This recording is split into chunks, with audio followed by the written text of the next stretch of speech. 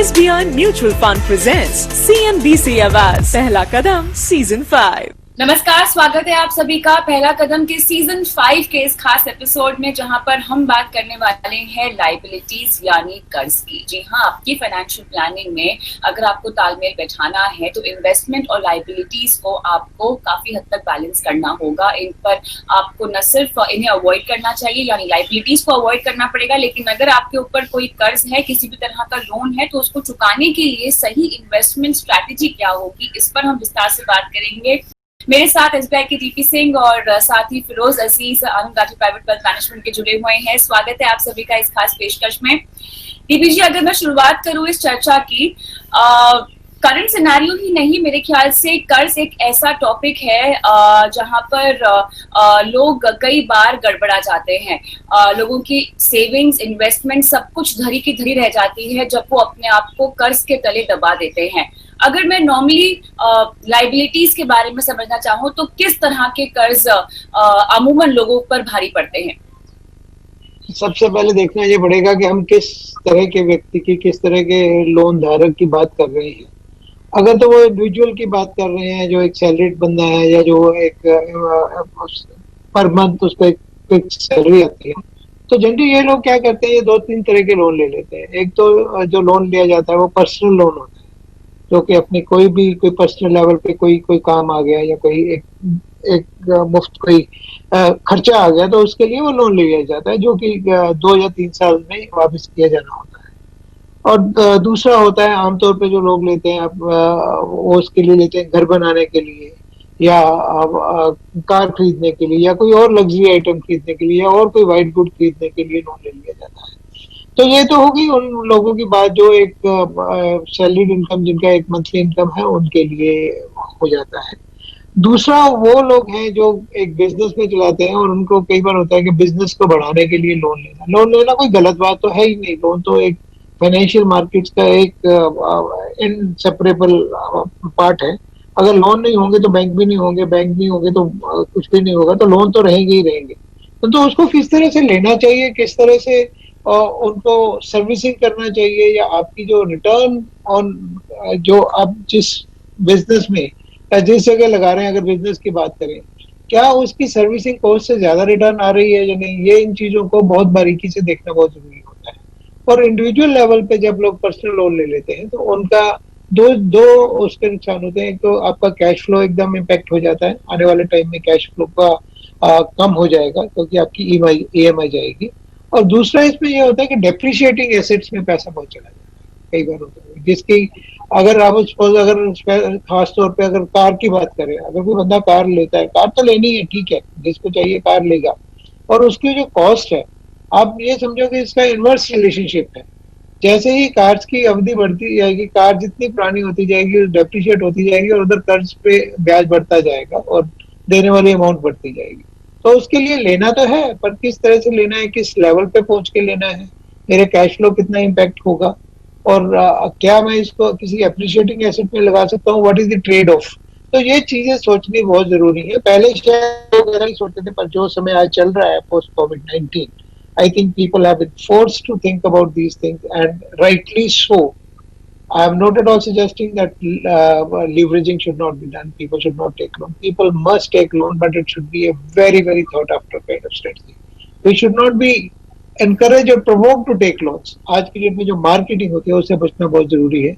अपनी जरूरत को समझना और उसकी सर्विसिंग कैसे कर पाएंगे उसको समझना, और अगर लोन लेना भी है तो उसमें मेरा खुद का कितना हिस्सा डल रहा है, वो more the margin better it is. That is the fundamental thing. ऐसा नहीं है कि आज बोले कि मैं 100% लोन ले लो। 100% लोन लेना मतलब आपको एक किसी चक्रव्यूह में फंसने लायक हो जाता है। अगर आपके पास इतना भी नहीं है कि आप किसी चीज को लेने के लिए जिसमें 5 या 10% भी डाल सको, तो मतलब वो कुछ खतरनाक चीज है, उसको थोड़ा सोच समझ के ही लेना चाहिए। एक जवाब में आपने जो है कई सारे पहलुओं को यहाँ पर छुआ है। और जैसा कि आपने बिल्कुल सही कहा कि लोन आपकी एक बेहतर लाइफस्टाइल के लिए आप ले सकते हैं, लेकिन आपको काफी सोच समझ कर लेना होगा, अपने कैश फ्लो को ध्यान में रखना होगा। साथ ही आप जिस चीज के लिए लोन ले रहे हैं, क्या उसकी अल्टीमेटली कोई वैल्यू है, या कार जैसे डेप्रिशिएटिंग एसेट पर आप भारी लोन लेकर अपने आप को इस चक्रव्यूह में फंसा तो नहीं रहे हैं। बहरहाल जब तक पहला कदम है तब तक लोगों को इस चीज की परवाह करने की जरूरत नहीं है, क्योंकि हम आज इस एपिसोड के जरिए आपको किसी भी तरह के कर्ज से कैसे निकलना चाहिए इस पर गाइड करेंगे। फिरोज, डीपीजी की बात को आगे बढ़ाते हुए मुझे आपसे ये समझना है कि जब हम लोन की बात करते हैं, पर्सनल लोन, इसकी मार सबसे ज्यादा पड़ती है लोगों के ऊपर। पर्सनल लोन ही नहीं, लोग काफी लंबी अवधि तक होम लोन ले लेते हैं, लेकिन वो तो हमें गुड लोन की तरह देखते हैं। लेकिन कुछ ऐसे लोन, कुछ ऐसी ब्याज दरें होती हैं जो लोगों पर बहुत भारी पड़ती है। मुझे ब्याज दरों के लिहाज से आप समझाइए कि किस तरह के लोन की कितनी ब्याज दर होती है और कैसे लोग इस चक्रव्यूह में फंस जाते हैं। फिरोज। कविता जी, पॉइंट ये है कि आपको अपने लोन्स को गुड लोन्स और बैड लोन्स में क्लासिफाई करना है। ऑफ कोर्स पर्सनल लोन एक महंगा लोन है, तो जब लोन की बात आती है तो लोन लेके मैं कर क्या रहा हूँ, दैट्स वेरी इंपॉर्टेंट। अगर अप्रिशिएटिंग एसेट खरीद रहा हूँ तो इतनी प्रॉब्लम की बात नहीं है। अगर मैं एक खर्च कर रहा हूँ, जैसे कार हो गया, कंज्यूमर ड्यूरेबल्स हो गए, ये सब खर्च करने वाले आइटम, तो किसके लिए मैं लोन यूज कर रहा हूँ, that's point one. Point two, ऐसे लोन होते हैं जो पर्सनल होते हैं, पर्सनल गारंटी पे होते हैं, उनकी ब्याज दरें ज्यादा होती हैं, तो उनको मैं बैड लोन्स कहता हूँ। क्रेडिट कार्ड हो गया, पर्सनल लोन हो गया, ये दो लोन जो है उसमें बैंक के पास कोलैटरल नहीं होती, राइट। कोलैटरल ना होने की वजह से वो ब्याज दरें ज्यादा चार्ज करते हैं, इस उम्मीद में या इस डर में कि काफी सारे लोग डिफॉल्ट करेंगे। उन डिफॉल्टर्स का आपको कॉम्पनसेट करना पड़ता है बैंक को हायर ब्याज दर के चलते। सो पॉइंट वन, आप ये देखें कि आप ये लोन ले क्यों ले रहे हैं। एसेट के लिए तो इट्स अ गुड लोन, ले रहे हैं लायबिलिटी के लिए या खर्च के लिए तो इट्स अ बैड लोन। फिर लोन में बहुत सारे हैं, होम लोन है, कार लोन है, क्रेडिट कार्ड एक किस्म के लोन होते हैं, पर्सनल लोन होते हैं, सिक्योरिटीज पे लोन होते हैं। इसमें से बैड लोन्स मैं उनको कहूंगा जो जिसकी बैंक के पास श्योरिटी नहीं होती। जब वो श्योरिटी नहीं होती तो आपसे ब्याज ज्यादा लेता है, तो पर्सनल लोन एक बैड लोन कहा जाएगा।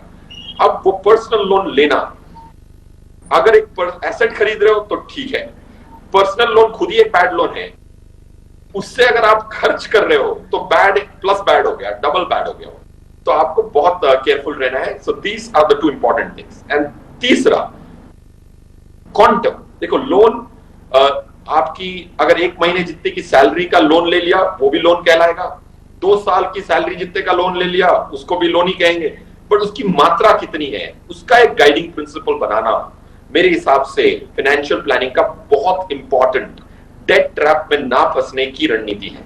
उसका एक थ्रेशोल्ड बना दो कि होम लोन कितने का ले सकता हूं मैं, आज मैं कितने का अफोर्ड कर सकता हूं, कार लोन कितने की हो सकती है, उसके एक थंब रूल्स बनाने चाहिए। आई थिंक हम बात भी कर सकते हो थंब रूल्स की, बट ये बहुत जरूरी है कि एक थंब रूल बना जाए। होम लोन फॉर एग्जांपल, मैंने एक लिमिट लगाई हुई है कि किसी को भी जब एडवाइस करूं तो उनकी सैलरी जो है पर एनम सैलरी, उससे 4 या 5 साल की सैलरी जितने का ही होम लोन हो सकता है। उससे ज्यादा अगर आप फैला रहे हैं चादर तो then you are going beyond your means. So these are the 3 important points. बिल्कुल। तो डीपी जी, जब भी कोई कमाना शुरू करता है ना, तो घर और गाड़ी तो उनका बहुत ही अहम गोल होता है जिसके लिए वो प्लानिंग करने की कोशिश करते हैं। कई लोग जो है प्लानिंग कर भी पाते हैं, कई लोग चूक जाते हैं। घर और गाड़ी के लोन की ही अगर मैं बात करूं, बाकी एस्पिरेशनल लोन भी होते हैं जो लोग लेते हैं क्रेडिट कार्ड पे, और जिनको ट्रैवल करना होता है, अलग अलग तरह के कर्ज होते हैं लोगों के आजकल फाइनेंशियल पोर्टफोलियो में। लेकिन अहम हम घर और गाड़ी की बात से शुरुआत करते हैं। कितनी सैलरी का आपका लोन पोर्शन होना चाहिए वो तो समझा दिया फिरोज ने, लेकिन मैं कब डिसाइड करूं कि मैं अब तैयार हूं ये लोन लेने के लिए?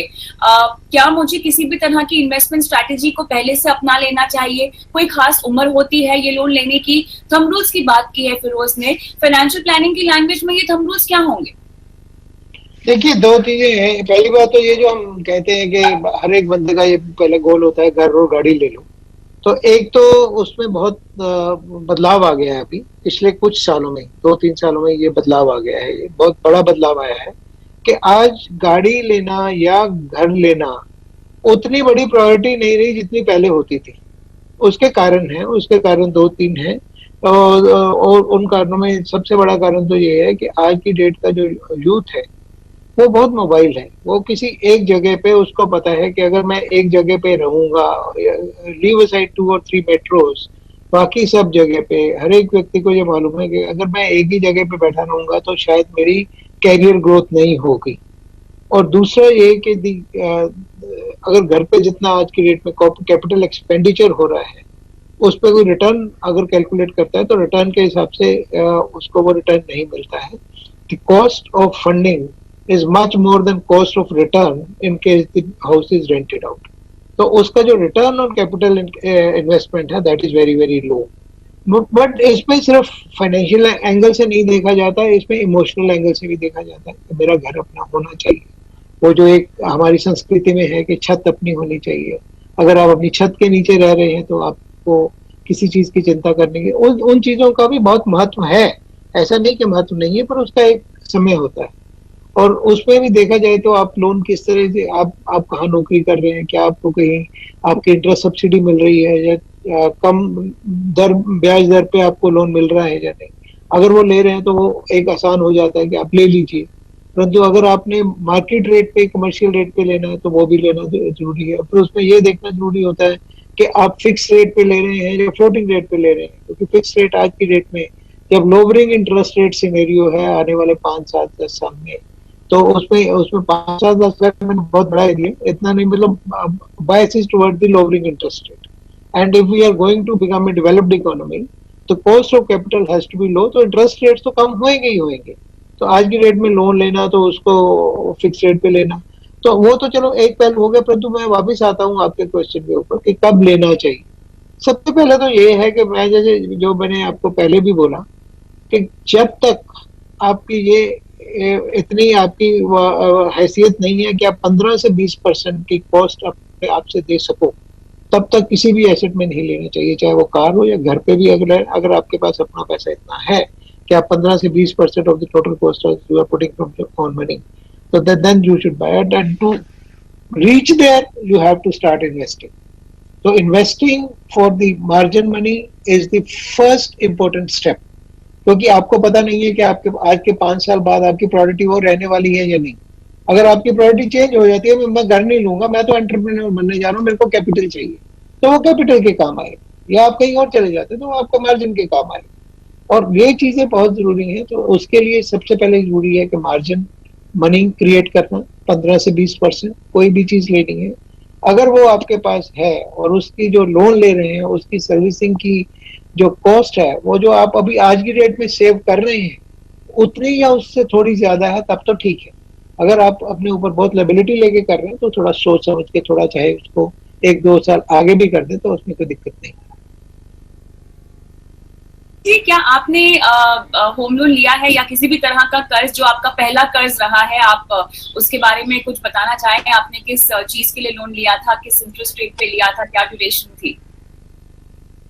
लिया था पर हाउसिंग लोन, या सबसे पहले जब मैं बैंक में था तो मैंने सबसे पहले कार लोन लिया था, कार खरीदने के लिए। परंतु फॉर्चुनेटली हम ऐसी संस्था में काम करते हैं जिसमें कार लोन पे जो ब्याज है वो एक तो कम होता है और दूसरा वो सिंपल रेट ऑफ इंटरेस्ट लगता है, वो बहुत जरूरी है। परंतु बात ये है कि जितना मैंने लोन लिया था, जितने की मैंने गाड़ी खरीदी थी, जब मैंने वो गाड़ी बेची तो उसके 1/3 पे बेची थी, और जितना मैंने लोन लिया था उससे ज्यादा मेरा अभी देने वाला पड़ा हुआ था। तो that was the first lesson कि जितने पे मैंने ली थी गाड़ी उसके 1/3 पे बेची, और जो मेरा लोन था जितना लिया था उससे ज्यादा देने वाला था। तो my sale amount could not make up for the repayment of loan, I had to pay from my own pocket. That was the first bitter lesson.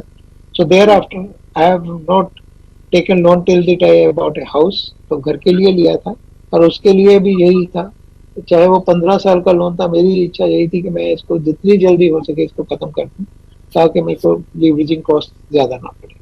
Okay Firoz, यहाँ पे लेकिन ब्याज दरों के सिनेरियो की हम बात करते हैं, क्योंकि यहाँ पर एक्सटर्नल बेंचमार्क और आपका जो इंटरेस्ट रेट है वो अलग अलग बेंचमार्क से टाइड अप है। कई सारे निवेशकों को या ग्राहकों को, खासतौर से होम लोन ग्राहकों को, इसको लेकर बहुत सारी दुविधा होती है। जो हमने ये नया बदलाव देखा है, खासतौर से अगर मैं लोन की ब्याज दरों की अटैचमेंट की बात करूँ या एक्सटर्नल बेंचमार्क से जो उनको टाइड अप किया गया है, इसे नए लोन ग्राहक कैसे समझे जो अब लेने जा रहे हैं और जिनके पास एग्जिस्टिंग लोन है?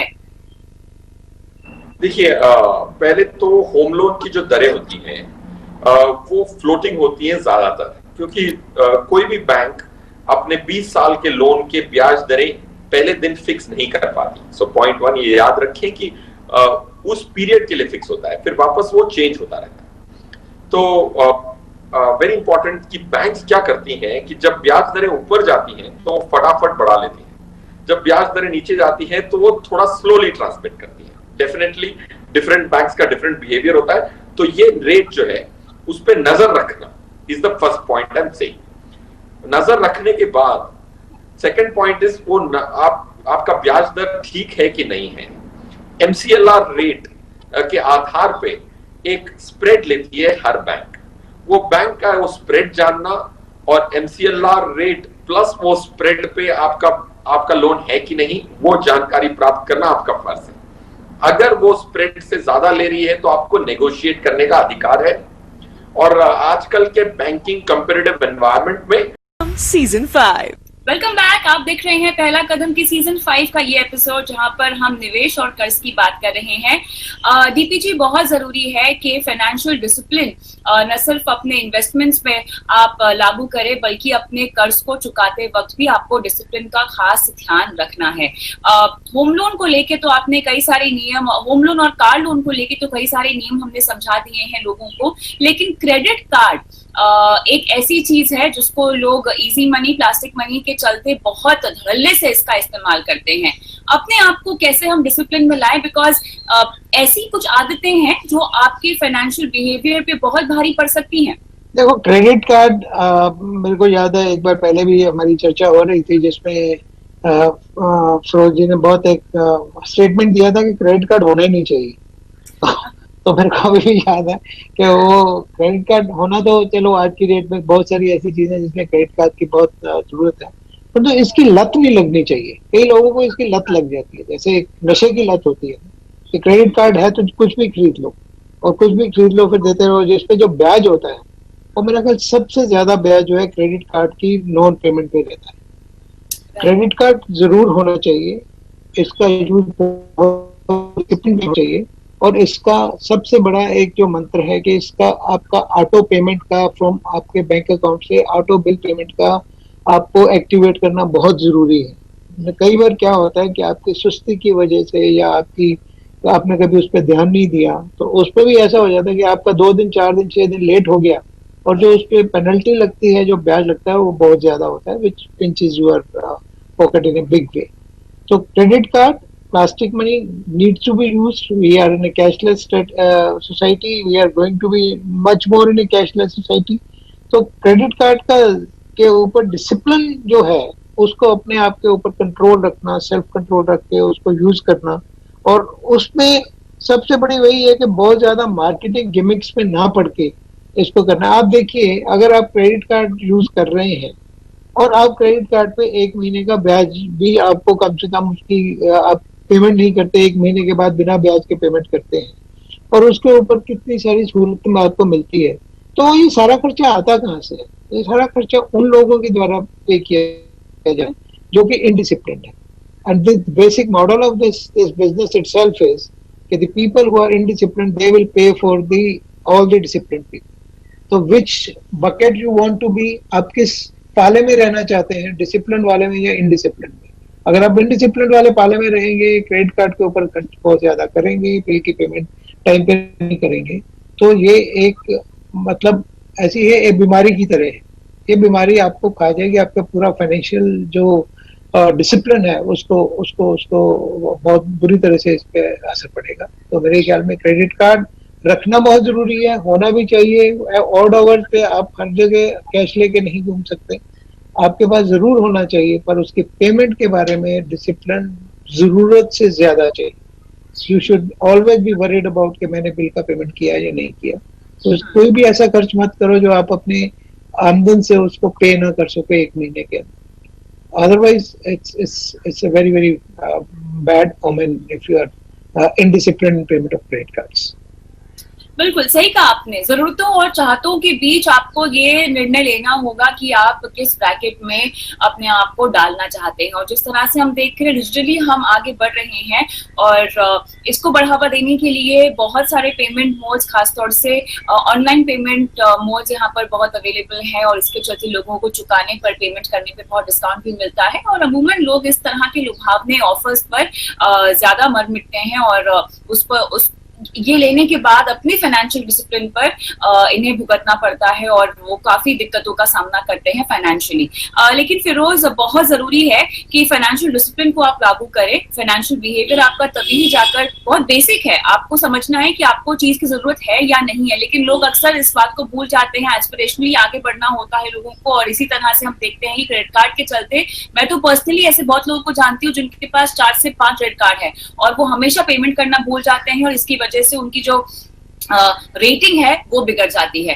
क्रेडिट कार्ड की वजह से कितने लोगों की जो क्रेडिट रेटिंग है, स्कोर है, वो बिगड़े हैं. आपका तो आप क्या इस तरह के क्लाइंट से आपका सामना होता है जो आगे चल के होम लोन नहीं ले पाते और फाइनेंशियल इंस्टीट्यूशन में उनकी जो स्टैंडिंग है, रिकॉर्ड है, वो खराब हो जाते हैं? यस कविता जी, जब क्रेडिट कार्ड की बात आए, जैसे टीपी साहब ने कहा कि क्रेडिट कार्ड रखना ही नहीं चाहिए. ऑफ कोर्स थोड़ी जगहें हैं, थोड़े प्लेटफॉर्म्स हैं जहां सिर्फ क्रेडिट कार्ड यूज होते हैं, डेबिट कार्ड्स भी यूज नहीं होते, तो उसके लिए आपको एक क्रेडिट कार्ड रखना पड़ता है फॉर लॉजिस्टिकल रीजंस.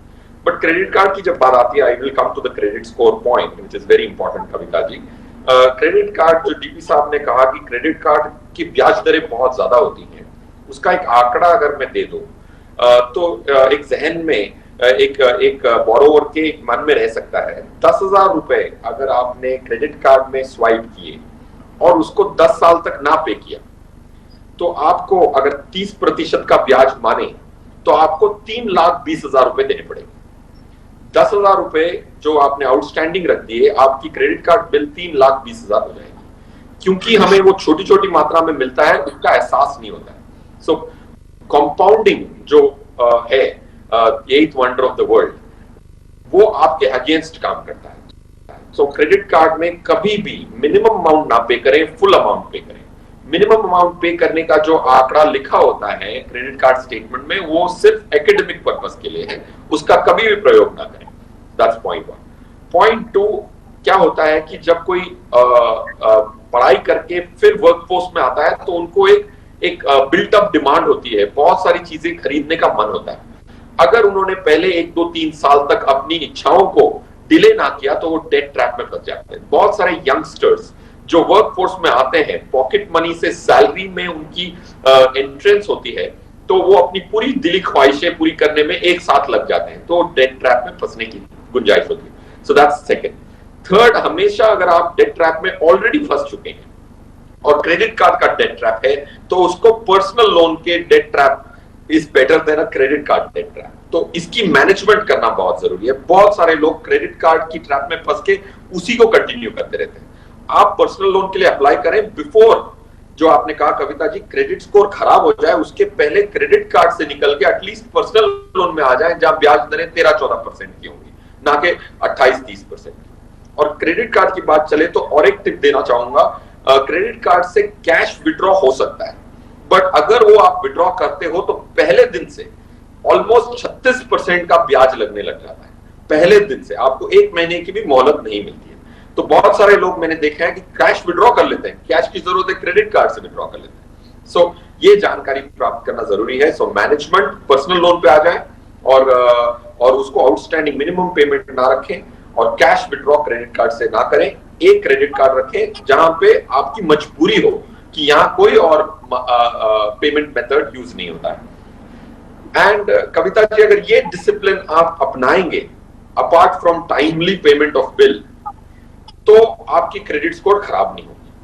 अगर ये इसमें आप चूक गए तो, और क्रेडिट स्कोर जब खराब हो जाती है आपकी, क्रेडिट स्कोर खराब होने के बाद जो भी आप लोन लेंगे या तो फिर मिलने में दिक्कत होगी या अगरचे मिलेगा तो हायर ब्याज दरों में मिलेगा। काफी सारे बैंक्स आपको रिजेक्ट करेंगे।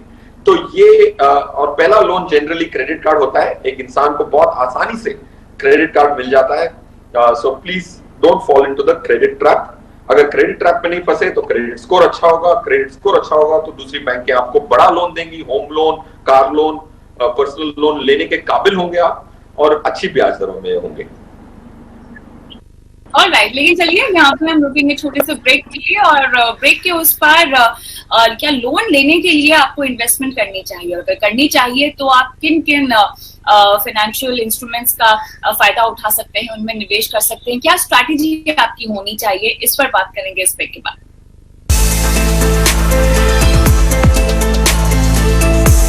SBI Mutual Fund presents CNBC Awards पहला कदम सीजन 5। Welcome back. आप देख रहे हैं पहला कदम के सीजन 5 के इस खास एपिसोड को, जहां पर हम चर्चा को आगे बढ़ाएंगे। और डीपी जी, अब मुझे आपसे ये समझना है कि होम लोन की अगर हम बात करें या किसी भी तरह के अहम लोन की बात करें, आपने आज मेंशन किया कि घर और गाड़ी के मोह से लोग थोड़ा सा बाहर निकलने लग गए हैं, क्योंकि उन्हें अपनी जिंदगी में बहुत सारी और चीजें एक्सपेरिमेंट करनी है। ट्रेंड बेसिकली बदल गया है, लोगों को अपना व्यवसाय, एंटरप्रेन्योर बनना है, लेकिन उसके लिए भी कहीं ना कहीं कमर्शियल लोन भी उनको लेना ही पड़ेगा।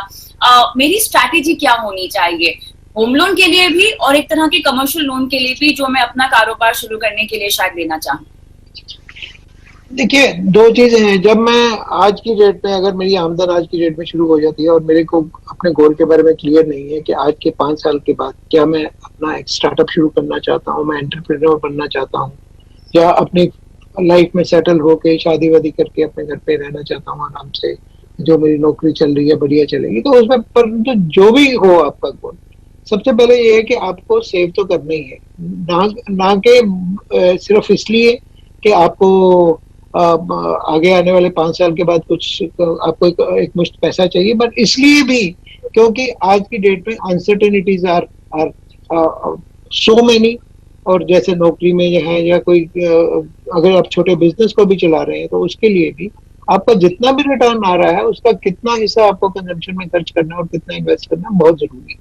अगर जब तक आप इन्वेस्ट नहीं करेंगे टू स्टार्ट विद, तो आप अपने किसी भी गोल की तरफ अग्रसर नहीं हो सकते, आप उसकी तरफ बढ़ नहीं सकते, क्योंकि आपके पास कुछ है नहीं उसके अपने पल्ले से डालने का, which is called skin in the game. आप कुछ भी बिजनेस करें, जब तक आपका स्किन इन द गेम नहीं होगा, अपनी तरफ से पैसा नहीं होगा, पर for that meaningful skin in the game you have to first invest some money and first accumulate some money। accumulation कैसे होगा? सिस्टमैटिक वे में उसमें इन्वेस्टमेंट करके ही होगा। तो उसमें जो जो चीजें मैं कह रहा था कि जैसे कार का जिक्र करें, कार आज की डेट में कोई व्यक्ति क्यों नहीं लेना चाहता? क्योंकि कार लेने से एक the day you buy a car, आपका पहले दिन से ही पर डे इंश्योरेंस का खर्चा, उसकी मेंटेनेंस एंड डेप्रिसिएशन सब शुरू हो जाता है। और जब अभी तो चलो एक अलग वक्त आ गया कि आज की डेट में फिर हालात बदलते हैं। पहले एक हालात आ गया था कि everybody was travelling in the radio cabs. मैं अपनी गाड़ी क्यों निकालूं जब मेरे को इतने कम समय टाइम पे ओला, उबर कुछ भी मिल रहा है, कोई भी रेडियो कैब मिल रही है, तो मैं क्यों करूं? अभी उसके बाद ये वाला अनसर्टन पीरियड आ गया कि यार अभी तो ओला उबर भी नहीं मिल रही है आराम से, तो अभी क्या है, अभी बड़ी गाड़ी नहीं चाहिए, एक छोटी गाड़ी होनी चाहिए। अब मैं पब्लिक ट्रांसपोर्ट में नहीं जाना चाहता, मेरे को 2 व्हीलर चाहिए। तो ये आपकी जो जरूरतें हैं समय के साथ आपको पता नहीं होता कि जरूरत बढ़ जाएगी। Just to give you an example, the other day was मैं एक हिंदुस्तान की जो सबसे बड़ी कंपनी है उनके सीएफओ से जिक्र हो रहा था, तो वो कह रहे थे कि हम जो कार बनाने वाली कंपनी है, मारुति की बात कर रहा हूँ, तो उनसे बात जिक्र हो रहा था। तो वो उनका कहना क्या था कि प्रोडक्शन स्टार्ट हो गई है, फुल फ्लैज प्रोडक्शन स्टार्ट हो गई है, परंतु जो लोगों का रुझान है अभी बड़ी कार से आके छोटी कार पे आ गया। People will buy more small car, specially in the smaller towns, क्योंकि वो अब पब्लिक ट्रांसपोर्ट में सफर ना करके अपनी गाड़ी में सफर करना चाहिए। तो उसमें क्या होता है कि हालात बदलते हुए आपको पता नहीं लगता, पर कुछ भी करना हो आपके पास कुछ पैसा होना जरूरी है। तो उसमें अगर आज आप पब्लिक ट्रांसपोर्ट, आपने कभी सोचा नहीं था कि आपको अपनी गाड़ी लेनी पड़ेगी। अगर आपके पास कुछ पैसा है तो लोन देने वाले बहुत है, आपका क्रेडिट स्कोर ठीक है, आपके पास कुछ पैसा मार्जिन मनी के लिए है, तो बहुत कम रेट पे आपको ब्याज मिल सकता है और आप गाड़ी खरीद सकते हैं। तो उसी को आगे जो आपके पॉइंट को लेके जाते हुए, तो सबसे पहले शुरुआत तो इन्वेस्टमेंट से करनी पड़ेगी। Investment and liabilities are inseparable. बल्कि हमने तो हमने देखा था, अगर कोई व्यक्ति हाउसिंग लोन लेता है, जितना वो उसकी ईएमआई पे करता है, उसका 10% का अगर वो इक्विटी फंड में अगर साथ में एसआईपी भी शुरू कर दे, तो by the time if it's 15 years period, 15 year के बाद अगर वो 10% जो अलग से डाल रहा है, तो वो इतना बन जाता है कि वो जितना लोन लिया है उतनी ही उसकी वैल्यू बन जाती है। तो we did it back testing, वो उसके हिसाब से हमने देखा था। तो अगर 5 लाख का किसी ने 50 लाख का लोन लिया है और उसकी जो किस्त अगर 50,000 बन रही है और 5,000 की भी अगर वो एसआईपी शुरू कर देता है ईएमआई के अलावा, तो जब तक वो लोन का टाइम खत्म होगा तो 5,000 वाली ऐसे इतना हो जाएगा कि जितना उसने लोन का वो ब्याज वापस किया सारे का सारा उसको वापस मिल जाएगा। How to manage your money is also so your spending, your loan payments and your investments go side by side। किसी को भी आप भूल नहीं सकते, क्योंकि अनसर्टेनिटी के लिए आपको सब कुछ चाहिए। ऑलराइट, तो लेकिन इसी बात को आगे बढ़ाते हुए थोड़ा सा मैं मिलेनियल्स के पॉइंट ऑफ व्यू से भी समझना चाहती हूँ, क्योंकि फिरोज भले ही मिलेनियल्स जो है भारी भरकम लोन पे विश्वास नहीं रखते, घर गाड़ी और इसी भी तरह के कांस्टेंट और लंबी अवधि के लोन में विश्वास नहीं रखते, लेकिन जैसा कि डीपी जी ने कहा कि आपको पता होना चाहिए कि आप अपनी फाइनेंशियल लाइफ को कैसे बिताना चाहते हैं, आप कितनी फाइनेंशियल लायबिलिटीज झेल सकते हैं। मुझे नहीं लगता कि मिलेनियल्स को आज इस बात का अंदाजा है कि उन्हें अपने पैसों का ख्याल कैसे रखना है, पैसे कमाने कैसे हैं, इसके तो आइडियाज बहुत सारे होते हैं, लेकिन उन पैसों को संभाल कर रखना खुद के लिए, लाइफ की अनसर्टेनिटी के लिए, ये वो नहीं जानते हैं। क्या कहेंगे आप? कविता जी, आपने सही कहा, मिलेनियल्स कमाना जानते हैं, इन्वेस्ट करना भी जान सकते हैं, क्योंकि उनकी जो ओवरऑल एक्सपोजर है, इंटेलेक्ट है, ग्रास्पिंग कैपेबिलिटी है, बहुत ज्यादा है, बट वो तवज्जो नहीं दे रहे होंगे शायद। तो getting into the detail, devil is in the detail, बहुत इंपॉर्टेंट है। जबकि इन्वेस्टमेंट्स की बारी आती है, लोन की बारी आती है, तो अगर हम इन्वेस्टमेंट्स और लोन की तुलना करें, तो इन्वेस्टमेंट्स एक चीज होती है जिसमें टैक्स एफिशिएंसी होती है, और लोन में आपको टैक्स के डिस्काउंट्स मिलते हैं, स्पेशली अफोर्डेबल होम्स। कई सारी स्कीम्स हैं जिसमें आपकी इफेक्टिव रेट ऑफ इंटरेस्ट कम हो सकती है। तो ये जो डिफरेंशियल है इन्वेस्टमेंट की रिटर्न का और आपकी इफेक्टिव कॉस्ट ऑफ बोरोइंग का, वो आपको हर साल वो आपकी वेल्थ में इजाफा कर सकता है। सो अगर आप डिटेल में जाएंगे तो अपनी पर्सनल फाइनेंस के हिसाब से आपको ये पता लग जाएगा कि आपकी इफेक्टिव कॉस्ट ऑफ बोरोइंग क्या है। सो पॉइंट मैं ये कहना चाहता हूं कि इन्वेस्टमेंट्स और लोन्स पैरेलली चलाने में समझदारी है, अगर आपने निटिग्रिटी की है। थर्ड पॉइंट, जैसे डीपी साहब ने कहा कि अगर आप कोई भी लायबिलिटी ले रहे हैं, लोन की ईएमआई की मंथली लायबिलिटी ले रहे हैं, उसके साथ वो लायबिलिटी में एक तो है आपका असल, दूसरा है सूद, राइट? वो सूद को रिकवर करने के लिए अगर आपने पैरेलली इन्वेस्टमेंट चलाया, जैसे डीपी साहब ने कहा कि 10% ऑफ योर ईएमआई इन्वेस्ट करें, मेरे हिसाब से तो ये मैंडेटरी होना चाहिए। हर लोन के साथ, उस ईएमआई के साथ उसकी 10% की एसआईपी शुरू करना प्रैक्टिकली मैंडेटरी होना चाहिए। जब तक कि आप पे कोई एक्सटर्नल मैंडेटरी नहीं कर देता, at least you make it a mandate for yourself and don't wait for an external catalyst to make it a mandatory thing. So I think discipline of investing and borrowing on investments without disturbing your investments. I think कभी भी आपको अगर short term पैसे की जरूरत पड़े तो कभी भी एसआईपी ना रोकें। अब मैंने देखा कि लोग कहते हैं कि मेरी 1-2 महीने की इस लॉकडाउन की वजह से मेरे फाइनेंसेस गड़बड़ा गए, तो आपको अपने इन्वेस्टमेंट्स रोकने नहीं है, एसआईपी को स्टॉप नहीं करना है। वो एसआईपी पे ओवरड्राफ्ट मिलता है, एनबीएफसी काफी सारी देती हैं, ओवरड्राफ्ट ले, 1-2 महीना इस्तेमाल करें, वापस रीपे कर दें। So that's the better strategy than disturbing your long term plan for a short term need. Alright, तो यहाँ पे स्ट्रैटेजी तो हमने समझ ली है, लेकिन ये स्ट्रैटेजी आपकी इतनी दुरुस्त होनी चाहिए ताकि आपके रिटायरमेंट के बाद का समय खराब ना हो। कैसे कर्ज मुक्त हो जाए रिटायरमेंट से पहले, ये जानेंगे डीपी सिंह से इस छोटे से ब्रेक के बाद।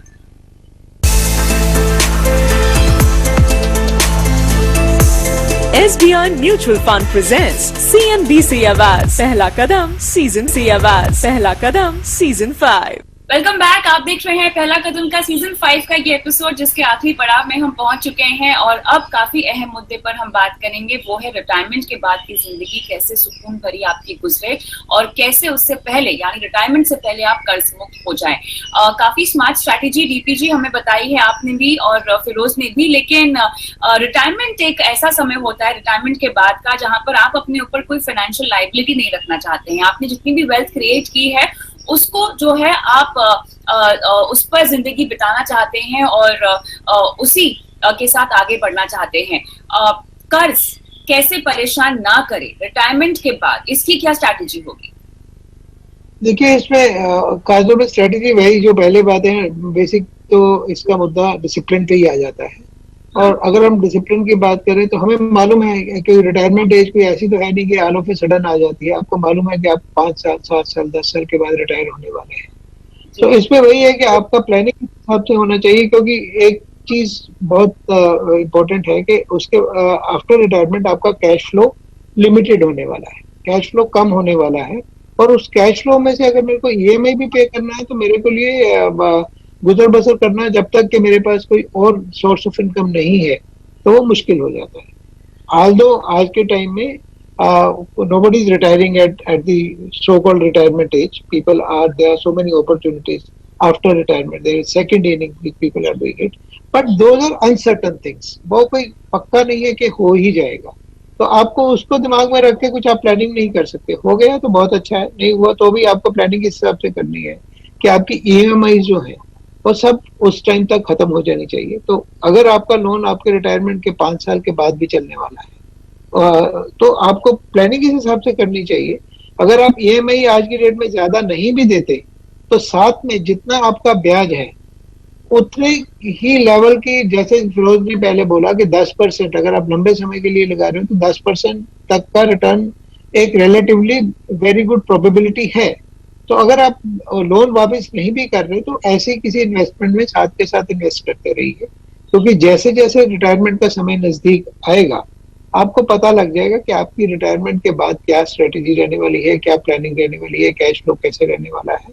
तो उस वक्त आप ये डिसीजन ले सकते हैं कि अगर आपका सपोज आपको क्लैरिटी नहीं है कि कैश फ्लो बढ़ने वाला है तो you can dispose of your investment and pay back the loan, so that जो आपका पेंशन या जो भी आपका सुपर एनुएशन फंड है उसके जरिए SWP के थ्रू पैसा लेके, एक टैक्स एफिशिएंट वे में पैसा लेके आप अपना गुजर बसर अच्छे से कर सके। तो क्या है कि आपको तैयारी करनी पड़ेगी।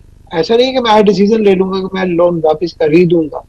वापस करने के लिए तैयार रहना बहुत जरूरी है और उसके लिए along with EMI discipline way में उतना पैसा इकट्ठा करना एक निहायत ही जरूरी कदम है, क्योंकि आज हम दूसरों की तरफ नहीं दे सकते, क्योंकि हमारी सोसाइटी में बहुत सारी चेंजेस आई हैं। आज से 10 साल पहले क्या होता था कि हाँ बच्चे हैं, बच्चे करेंगे, वो देखेंगे। फिर ये हो गया कि बच्चे तो यार अपने इंडिपेंडेंट है। अभी ये हो गया कि देना ही है, लेना कुछ नहीं है बच्चों से। कोई टाइम ऐसा होता था बच्चे ही ध्यान रखेंगे, तो सोसाइटी में इवॉल्वमेंट हो रही है। तो आज की डेट में everybody wants to be self sufficient. तो उसके लिए निहायत जरूरी चीज यही है कि अगर आप कोई लोग कर्ज ले रहे हो तो कर्ज को समय से पहले या उस समय तक वापस करने के लिए तैयारी जरूर होनी चाहिए। वापस करें या ना करें उस समय पे हम डिसीजन लेना है। ऑलराइट, करंट सिनेरियो को भी थोड़ा सा इंक्लूड करते हैं इस चर्चा में फिरोज, क्योंकि अभी तो हमने देखा कि कोरोना वायरस के चलते मोरेटोरियम का फायदा सरकार ने एक तरह से राहत देने की कोशिश की है लोन ग्राहकों को, लेकिन इस स्थिति में अगर मुझे अपने लिए लोन लेना हो तो क्या ले लेना चाहिए या थोड़ा सा रुकना चाहिए? अगेन डिपेंड करता है कि आप किस तरह का लोन लेना चाहते हैं, फाइनेंशियली आप अभी कितने स्टेबल है, क्योंकि यहाँ पर हमने देखा है कि उस मोर्चे पर भी जिंदगियां काफी हद तक गड़बड़ाई हैं। लेकिन क्या इस समय में लोन लेना एक इंटेलिजेंट डिसीजन होगा मेरे लिए?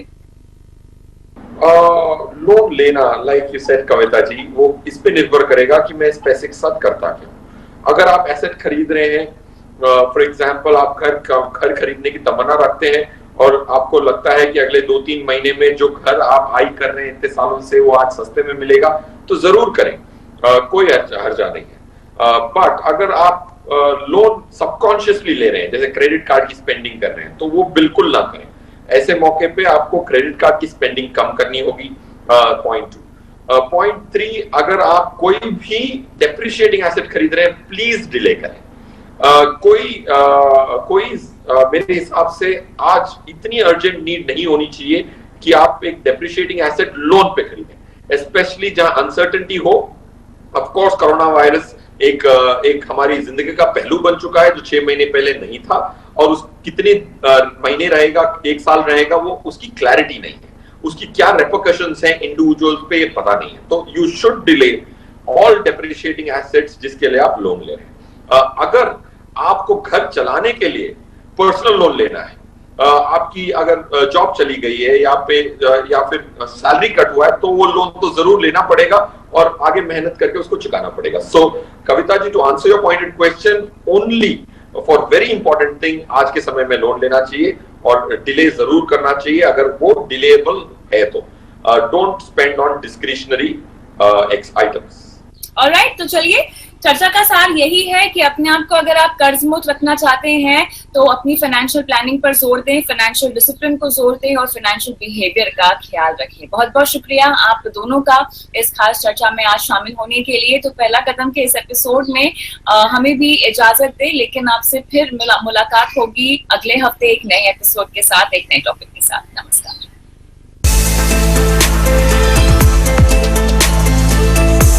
SBI Mutual Fund presents CNBC Awards.